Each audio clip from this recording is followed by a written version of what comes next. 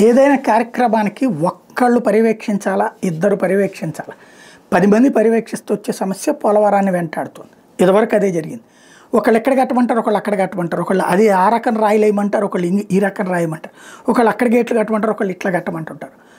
Polavaram authority, రాష్ట్ర irrigation department, కేంద్ర irrigation department, దాంతోపాటుగా ఇంటర్నేషనల్ ఎక్స్పర్ట్లు ఇంతమంది అయ్యేటప్పటికి వీళ్ళు చెప్పింది వాళ్ళకి నచ్చదు, వాళ్ళు చెప్పింది వీళ్ళకి నచ్చదు. నిన్ననే పోలవరం పనులు ప్రారంభమైనాయని ఫ్రంట్ పేజీ బ్యానర్ హెడ్డింగ్లు పెట్టుకున్నాం. నిన్నే చెప్పుకున్నాం పోలవరం పనులు ప్రారంభమైపోయినాయి అని. మళ్ళీ ఆపేశారు. ఎందుకంటే ఒక కమిటీ చెప్పినటువంటిది ఇంకొక కమిటీకి నచ్చలేదు, అందుకని ఆపేశారు. T5 మిశ్రమాన్ని వాడుతున్నారు. ఇప్పుడు మొన్న పనులు ప్రారంభించిన T5 మిశ్రమంతో అయితే దాన్ని ఆపమని చెప్పేసి CWC చెప్పిందట, అంటే సెంట్రల్ వాటర్ విభాగం చెప్పింది. దాంతో మళ్ళీ ఆపేశారు.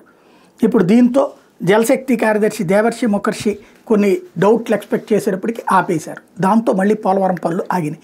ఫైనల్గా ఎప్పుడు పూర్తి చేస్తారో చూడాలి.